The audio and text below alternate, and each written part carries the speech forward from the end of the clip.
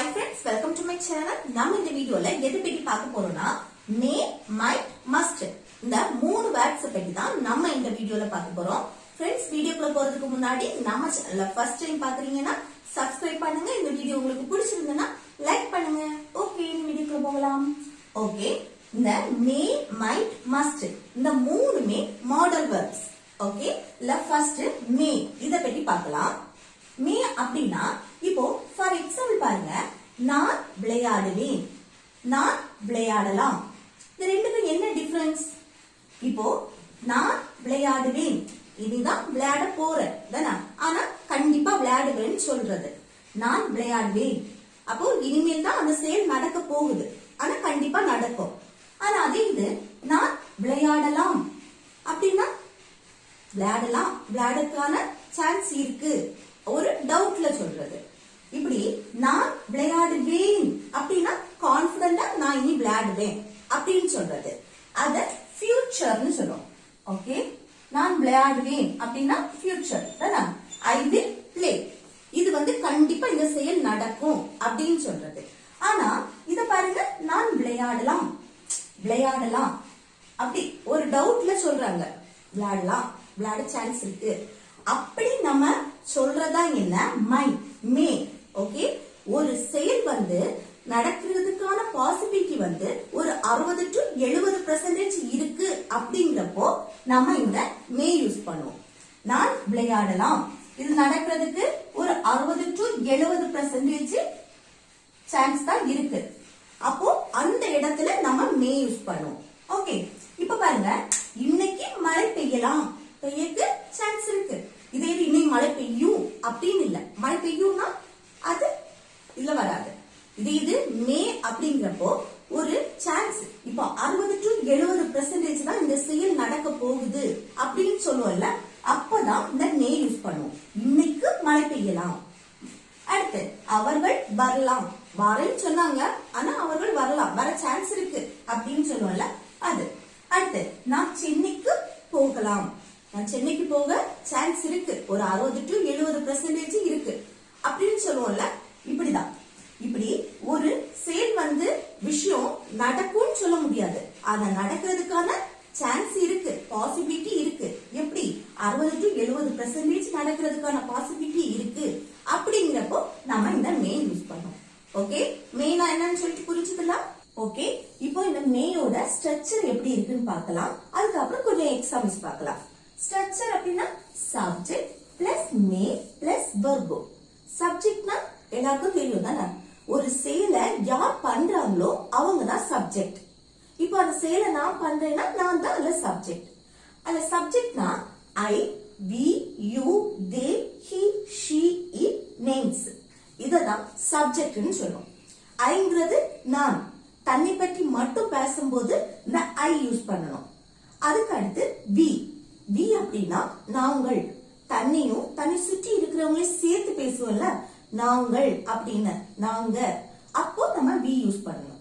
அடுத்து யூ அப்படின்னா தன்னோட ஆப்போசிட்ல இருக்கிறவங்க கிட்ட நம்ம பேசுவோம்ல, அப்போ யூ யூஸ் பண்ணணும். நீ, நீங்கள். ஓகே, அடுத்து தே. தே அப்படின்னா அவர்கள், மற்றவங்களை பற்றி நம்ம பேசும்போது தே யூஸ் பண்ணணும், அவர்கள், அவங்க அப்படின்னு. அடுத்து ஹி அப்படின்னா இது ஒரு ஆணை சொல், ஆணை சொல்லும் போது ஹி யூஸ் பண்ணணும். இப்போ ஆணோட பேரை சொல்றதுக்கு பதில் நம்ம அவன் அப்படின்னு சொல்லுவோம்ல, அவன், அவர் அப்படின்னு, அப்போ அந்த ஹி யூஸ் பண்ணுவோம். ஓகே, அடுத்து ஷி. ஷீங்கிறது ஒரு பெண்ணை பற்றி பேசும்போது ஷி யூஸ் பண்ணணும். ஒரு பெண்ணோட பேரை சொல்றதுக்கு பதில் நம்ம ஷி, அவள் அப்படின்னு சொல்லுவோம். அடுத்து இட். இட்ங்கிறது இது மனுஷங்களை மென்ஷன் பண்ணாது. ஓகே, இது ஒரு அனிமல், பேட், திங், இத பத்தி தான் மென்ஷன் பண்ணோம். அதுக்கு அடுத்து நேம்ஸ். நேம்ஸ்ங்கிறது நம்மளோட நேம்ஸ், அனு, ராஜா, இப்படி நம்மளோட நேம் சொல்றது. இதெல்லாம் தான் சப்ஜெக்ட். ஓகே, ஓகே, அப்ப இந்த சப்ஜெக்ட்ல என்ன வரும்? I, we, you, they, he, she, it, names, இதுல ஏதாவது சப்ஜெக்ட். ஓகே, அடுத்து மே. மேங்கிறது என்னது? ஒரு விஷயம் 60 to 70% நடக்கக்கு சான்ஸ் இருக்கு அப்படிங்கிறப்போ நம்ம மே யூஸ் பண்ணணும். ஓகே, அடுத்து வெர்ப். வெர்ப்னா நம்ம செய்யக்கூடிய செயல் அல்லது வேலையை தான் வெர்ப்னு சொல்லுவோம். ஆனா இந்த வெர்ப் பிரசன்ட் ஃபார்ம்ல இருக்குமா? பிரசன்ட்னா இப்போ நடக்கக்கூடிய செயல். ஓகே, இப்போ நடக்கிறதா பிரசன்ட். இந்த பிரசன்ட் ஃபார்ம்ல தான் வெர்ப் இருக்கும்னு சொல்லியிருக்காங்க. அடுத்து கொஞ்சம் எக்ஸாம்பிள்ஸ் பார்க்கும்போது உங்களுக்கு கூட கொஞ்சம் புரியும். நான் இன்று இரவு தாமதமாக வரலாம். அது என்ன? வரலாம் சந்தேகமா இருக்கு. வருவேன் அப்படின்னு சொன்னா அது ஃபியூச்சர்ல போயிடும். இது வரலாம் அப்படின்னு சந்தேகமா சொல்லும் போது நம்ம என்ன யூஸ் பண்ணணும்? மே. வரலாம், வரக்கான சான்ஸ் 60 to 70% இருக்குன்னு நமக்கு கணிப்பு இருக்கும்ல, அப்போ நம்ம மே யூஸ் பண்ணணும். அதுல ஃபர்ஸ்ட் என்ன இருக்கணும்? சப்ஜெக்ட் இருக்கணும். இதுல எது சப்ஜெக்ட்? ஒரு செயலை யார் பண்றாங்களோ அவங்க தான் சப்ஜெக்ட். அப்ப இதுல சப்ஜெக்ட் எது? நான் இன்று இரவு தாமதமாக வரலாம். அப்போ நான், நாங்கிறதா சப்ஜெக்ட். நாங்கிறது இங்கிலீஷ்ல ஐ. அடுத்து மே, வரலாம். லாம், வரக்கான சான்ஸ் இருக்கு. அப்போ மே. அதுக்கப்புறம் வெர்பு. வெர்பு எது? ஒரு நம்ம செய்யக்கூடிய செயல் அல்லது வேலையை தான் வெர்புன்னு சொல்லுவோம். அப்ப இதுல என்ன செயல் நடக்கு? நான் இன்று இரவு தாமதமாக வரலாம். வாரதா என்னது? வெர்பு. அப்ப வாரதுக்கு இங்கிலீஷ்ல கம். எப்போ? தாமதமாக. அப்போ லேட். அடுத்து இன்று இரவு. எப்போ வாரது? இன்று இரவு. அப்போ டு நைட். புரியுதா? I may come late tonight. நான் இன்று இரவு தாமதமாக வரலாம். அடுத்த எக்ஸாம்பிள் பாருங்க. அனு தேர்வில் தேர்ச்சி பெறலாம். அல்ல சப்ஜெக்ட் என்ன? அனு. அனு தானே இந்த செயலை செய்யறா. அப்போ அனு. அடுத்து மே இருக்கணும். நானும் தேர்வில் தேர்ச்சி பெறுவாள் அப்படின்னு கான்பிடண்டா சொல்லல. பெறுவாள் அப்படின்னா அது ஃபியூச்சர். இது பெறலாம், பெறக்கான சான்ஸ் இருக்கு அப்படிங்கிறப்போ நம்ம என்னது? மே யூஸ் பண்ணணும். பெறலாம், மே. அடுத்து வெர்ப். வெர்ப் எல்லாம் என்னது? இது அனு தேர்வில் தேர்ச்சி பெறலாம். அப்ப இல்ல வெர்ப் தேர்ச்சி அல்ல பாஸ். எதுல? தேர்வில். அப்படி குறிப்பிட்டு சொல்றோம். நவுன குறிப்பிட்டு சொல்றாங்க. Pass the exam. Okay, Anu may pass the exam. Anu தேர்வில் தேர்ச்சி பெறலாம். அடுத்து பாருங்க. அவன் விளையாடலாம். விளையாடுவான் அப்படின்னு கான்பிடண்டா சொல்லல. விளையாடலாம். அப்படி விளையாடலாம் அப்படின்னு சொல்லும் போது மே யூஸ் பண்ணணும். அப்ப ஃபர்ஸ்ட் என்ன இருக்கணும்? சப்ஜெக்ட் இருக்கணும். இல்ல சப்ஜெக்ட் எது? அவன். அவன்ங்கிறது இங்கிலீஷ்ல he. அடுத்து என்ன? me. அடுத்து verb. verb எது? அவன் விளையாடலாம். இல்ல என்ன செயல் நடக்கு? விளையாடுற செயல். விளையாடுறதுக்கு இங்கிலீஷ்ல play. he may play. அவன் விளையாடலாம். ஓகே, இப்போ மே எங்க யூஸ் பண்ணணும்னு உங்களுக்கு தெரிஞ்சிருக்கும். மே எங்க யூஸ் பண்ணணும்? ஒரு விஷயம் நடக்கிறதுக்கான சான்ஸ் இருக்கு அப்படிங்கிறப்போ நம்ம இந்த மே யூஸ் பண்ணணும். ஓகே, இப்போ நம்ம செகண்ட் ஒன் என்ன பார்க்க போறோம்னா மைட். ஓகே, மேனா என்னன்னு சொல்லிட்டு புரிஞ்சதுல. இப்போ ஃபார் எக்ஸாம்பிள் பாருங்க. நான் விளையாடுவேன் அப்படின்னா அது கான்பிடண்டா இனிமேல் நடக்கக்கூடிய செயல் தானே. இது நான் விளையாடலாம். விளையாடுறதுக்கான பாசிபிலிட்டி ஒரு 60 to 70% இருக்கு அப்படிங்கிறப்போ நம்ம யூஸ் பண்றது. அப்ப என்ன சொல்லணும்? மே. மாடல் வரும், மே வரும். ஒரு விஷயம் நடக்கிறதுக்கான பாசிபிலிட்டி கொஞ்சம் அதிகமாவே இருக்கு. ஆனா நடக்கும்னு சொல்ல முடியாது. நடக்கிறதுக்கான பாசிபிலிட்டி ஒரு 60 to 70% இருக்கு அப்படிங்கிறப்போ நம்ம மே யூஸ் பண்ணணும். அதே இது மைட். நல்லா கவனிங்க. மைட் அப்படின்னா ஒரு விஷயம் நடக்கிறதுக்கான பாசிபிலிட்டி மிக மிக குறைவு. ஒரு துளி அளவு தான் வாய்ப்பு இருக்கு அப்படின்னு சொல்லுவோம்ல. அப்போதான் நம்ம இந்த மைட் யூஸ் பண்ணுவோம். இப்ப பாருங்க, நான் விளையாடினாலும் விளையாடலாம். இந்த விஷயம் நடக்கிறதுக்கு ஒரு கொஞ்சோண்டு பாசிபிலிட்டி தான் இருக்கு. ஒரு சின்ன அளவு. ஓகே, அப்போ இது 20 to 30% தான் இது நடக்கிறதுக்கான பாசிபிலிட்டி இருக்கு. அப்படிங்கிறப்போ நம்ம மைட் யூஸ் பண்ணணும். புரியுதா? இந்த ரெண்டுக்கும் உள்ள டிஃபரன்ஸ். இதே இது நான் விளையாடுவேன் அப்படின்னா அது கான்பிடண்டா நடக்கக்கூடியது. அது ஃபியூச்சர். ஃபியூச்சர்ல இது கண்டிப்பா நடக்கும் அப்படின்னு சொல்றது.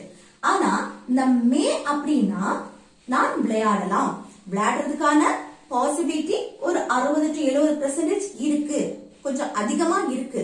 ஓகே, அடுத்து நான் விளையாடினாலும் விளையாடலாம் அப்படின்னா பாசிபிலிட்டி ரொம்ப ரொம்ப ரொம்ப குறைவு, இது நடக்கிறதுக்கான பாசிபிலிட்டி. ஓகே, அப்படி குறைவு அப்படின்னு சொல்றப்போ நம்ம என்ன யூஸ் பண்ணணும்?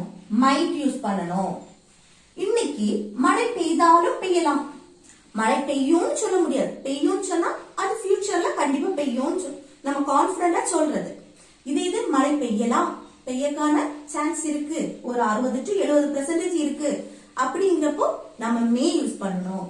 இது இன்னைக்கு மழை பெஞ்சாலும் பெய்யலாம், ஒரு டவுட்ல நம்ம சொல்லுவோம், ஒரு துளி அளவு தான் நமக்கு தோணும், இன்னைக்கு மழை பெஞ்சாலும் பெய்யலாம் அப்படின்னு சொல்லுவோம்ல.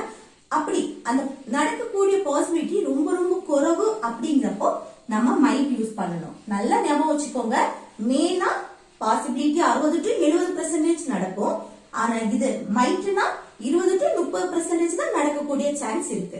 ஓகே, அடுத்து என் அக்காவோட போனாலும் போகலாம்.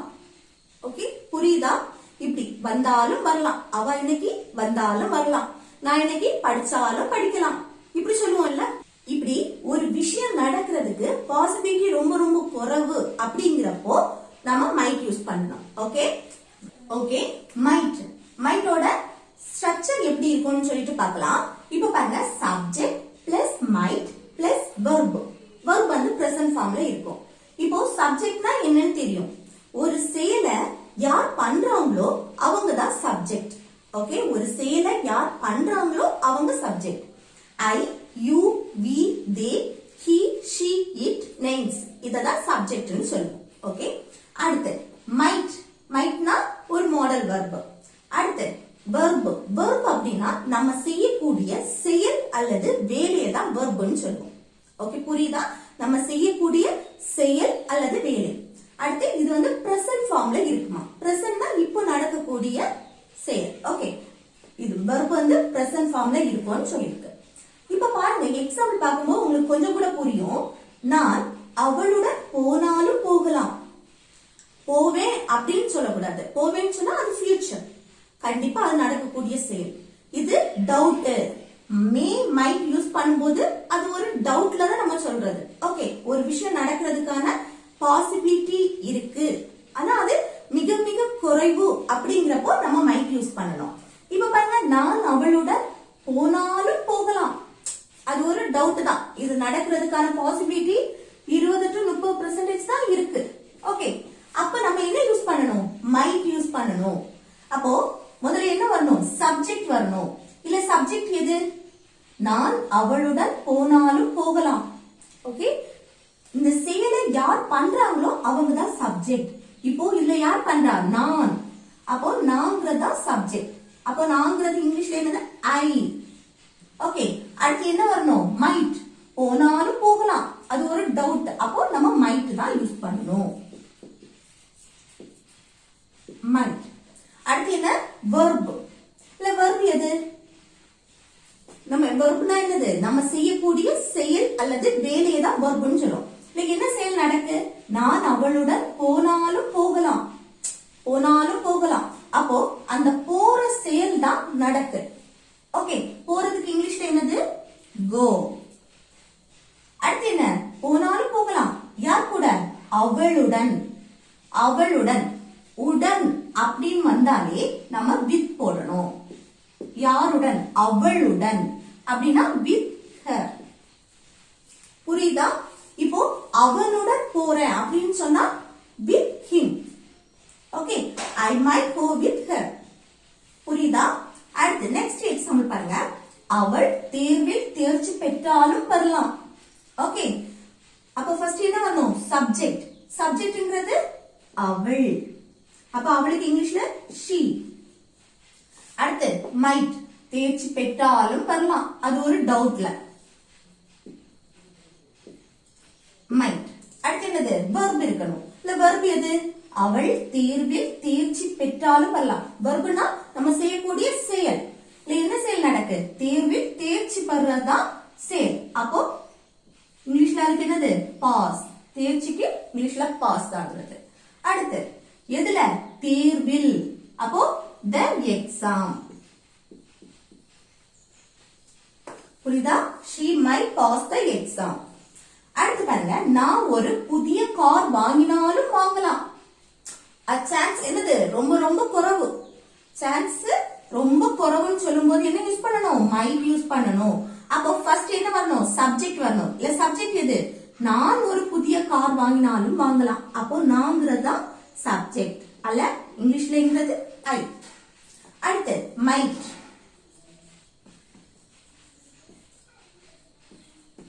ஓகே, அடுத்து என்ன வரணும்? வெர்ப் வரணும். இல்ல வெர்ப் எது? நான் ஒரு புதிய கார் வாங்கினாலும் வாங்கலாம். இல்ல என்ன செயல் நடக்குதோ அதுதான் வெர்ப். அப்போ வாங்கினாலும் வாங்கலாம். அந்த கார் வாங்குற செயல் நடக்கு. ஓகே, இந்த காரை வாங்குற செயல் நடக்கு. அப்போ வாங்குறதுக்கு இங்கிலீஷ்ல பை. ஓகே, அடுத்து என்ன வாங்குறாங்க? ஒரு புதிய கார். அப்போ ஒரு அதுக்கு இங்கிலீஷ்ல ஏ. அடுத்து புதிய நியூ. அடுத்து car car. Okay, I might buy a new car. நான் ஒரு புதிய கார் வாங்கினாலும் வாங்கலாம். ஓகே, உங்களுக்கு எக்ஸாம்பிள்ஸ் புரிஞ்சிருக்கும்னு நினைக்கிறேன். மைட்னா என்ன, மேனா என்னன்னு சொல்லிட்டு ரெண்டுக்குள்ள டிஃபரன்ஸ் என்னன்னு சொல்லிட்டு உங்களுக்கு புரிஞ்சதில்ல? ஓகே, இப்போ மஸ்ட் பத்தி பார்க்கலாம். மஸ்ட் அப்படின்னா ஒரு விஷயத்த நீ கட்டாயமா பண்ணியே ஆகணும், கண்டிப்பா நீ செஞ்சே ஆகணும் அப்படின்னு சொல்லுவோம்ல, அப்பதான் நம்ம மஸ்ட் யூஸ் பண்ணுவோம். கட்டாயமாக, கண்டிப்பாக.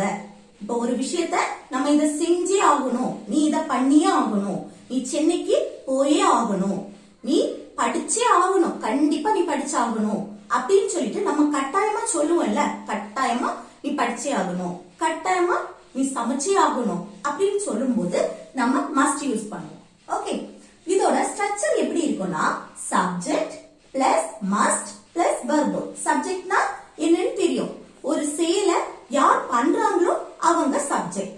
அடுத்து மஸ்ட்னா கட்டாயமா ஒரு விஷயம் பண்ணியே ஆகணும்ங்கிறப்போ நம்ம மஸ்ட் யூஸ் பண்ணுவோம். அடுத்து வெர்ப், நம்ம செய்யக்கூடிய செயல் அல்லது வேலையை தான் வெர்ப்னு சொல்லுவோம். அது பிரசன்ட் ஃபார்ம்ல இருக்கும். ஓகே, இப்போ எக்ஸாம்பிள் பார்க்கும்போது உங்களுக்கு கொஞ்சம் கூட புரியும். நீ கட்டாயமாக கால்பந்து விளையாட வேண்டும். நீ கட்டாயமாக இல்ல கொடுத்திருக்கு பாருங்க, நீ கட்டாயமாக அப்படிங்கிறப்போ நம்ம என்ன யூஸ் பண்ணணும்? மஸ்ட் யூஸ் பண்ணணும். ஓகே, இப்ப பாருங்க, ஃபர்ஸ்ட் என்ன இருக்கணும்? சப்ஜெக்ட் இருக்கணும். நீ கட்டாயமாக கால்பந்து விளையாட வேண்டும் அப்படிங்கிறப்போ இல்ல இந்த செயலை யார் பண்றாங்க? நீ. நீக்கு இங்கிலீஷ்ல என்னது? யூ. ஓகே, கொஞ்சம் வயசுல மூத்தவங்கன்னா நீங்கன்னு சொல்லலாம். ஆனா நீங்கன்னு சொல்றதுக்கு இங்கிலீஷ்ல என்னது? யூ தான். அடுத்து யூ. அடுத்து எப்படி இருக்கணும்? மஸ்ட், கட்டாயமாக. மஸ்ட். அடுத்து வெர்ப். வெர்ப் என்ன? நீ கட்டாயமாக கால்பந்து விளையாட வேண்டும். கால்பந்து விளையாடுறதுதான் என்னது? வெர்ப். வெர்ப்னா என்ன? ஒரு செயல், நம்ம செய்யக்கூடிய செயல். அப்போ கால்பந்து விளையாடுறதா என்ன? செயல். அப்போ இந்த விளையாடுறதுக்கு இங்கிலீஷ்ல என்னது? பிளே. ஓகே, அடுத்து என்ன விளையாடுறாங்க? கால்பந்து. அதுக்கு இங்கிலீஷ்ல ஃபுட்பால். புரியுதா? You must play football. அடுத்து அனு கட்டாயமாக சென்னைக்கு போக வேண்டும். நீ கண்டிப்பா சென்னைக்கு போயே ஆகணும் அப்படின்னு சொல்லுவாங்கல்ல, அதுதான் அனு கட்டாயமாக சென்னைக்கு போக வேண்டும். இல்ல ஃபர்ஸ்ட் என்ன வரணும்? சப்ஜெக்ட் வரணும். சப்ஜெக்ட் என்ன? அனு. அனு. அடுத்து என்ன இருக்கணும்? கட்டாயமாக, மஸ்ட். அடுத்து வெர்ப். இல்ல வெர்ப் என்ன? அனு கட்டாயமாக சென்னைக்கு போக வேண்டும். போகிறதா என்னது? வெர்ப். இப்ப போகிறதுக்கு இங்கிலீஷ்ல கோ. எங்க போகணும்? சென்னைக்கு. இப்போ சென்னைக்கு இக்கு அப்படின்னு வரும்போது இதுல டு போடணும். அடுத்து சென்னைய அப்படியே எழுத வேண்டியதா. ஓகே, இப்போ நீ அனு கட்டாயமாக ஸ்கூலுக்கு போக வேண்டும், இல்ல காலேஜுக்கு போக வேண்டும், இப்படி எல்லாம் சொல்லுவாங்கல்ல. அப்போ அனு கட்டாயமாக ஸ்கூலுக்கு போக வேண்டும் அப்படின்னு சொல்லும்போது, பள்ளிக்கு போக வேண்டும் அப்படின்னு சொல்லும்போது அனு மஸ்ட், அடுத்து பள்ளிக்கு. அப்போ இக்கு வரும்போது என்ன வரணும்? கோ டு வரணும். To school. Anu must go to school. Okay, okay காலேஜுக்கு அப்படின்னா Anu must go to college. Okay புரியுதா? இக்குன்னு வரும்போது to யூஸ் பண்ணணும். அடுத்து நீ கட்டாயமாக ஒரு கார் வாங்க வேண்டும். நீ கட்டாயமாக ஒரு கார் வாங்க வேண்டும். இல்ல சப்ஜெக்ட் என்ன? நீதான். யூ. அடுத்து must. அடுத்து என்னது? வெர்ப் என்னது? நீ கட்டாயமாக ஒரு கார் வாங்க வேண்டும். இல்ல என்ன செயல் நடக்கு? கார் வாங்குற செயல் நடக்கு. அப்ப வாங்குறதுக்கு இங்கிலீஷ்ல என்னது? பை. ஓகே என்னது? ஒரு கார் தான் வாங்குறாரு. அப்போ ஒரு அதுக்கு a car. You must buy a car. புரியுதா? mustனா என்னன்னு சொல்லிட்டு இப்போ நம்ம இந்த வீடியோல என்னெல்லாம் பார்த்தோம்? மேனா ஒரு விஷயம் நடக்கிறதுக்கான சான்ஸ் 60 to 70% இருக்கு அப்படிங்கறப்போ நம்ம மே யூஸ் பண்ணணும். மைட் அப்படின்னா ஒரு விஷயம் நடக்கிறதுக்கான சான்ஸ் வந்து மிக மிக குறைவு அப்படிங்கறப்போ நம்ம மைட் யூஸ் பண்ணணும். மஸ்ட் அப்படின்னா நீ கண்டிப்பா இதை செஞ்சே ஆகணும், கட்டாயமா இதை பண்ணணும், அந்த கட்டாயமாக அப்படின்னு சொல்றப்போ நம்ம மஸ்ட் யூஸ் பண்ணணும். ஓகே புரிச்சுதா? ஓகே ஃப்ரெண்ட்ஸ், இந்த வீடியோ உங்களுக்கு பிடிச்சிருந்தா லைக் பண்ணுங்க, ஷேர் பண்ணுங்க, கமெண்ட் பண்ணுங்க. ஓகே நெக்ஸ்ட் வீடியோல பார்க்கலாம். தேங்க்ஸ் ஃபார் வாட்சிங்.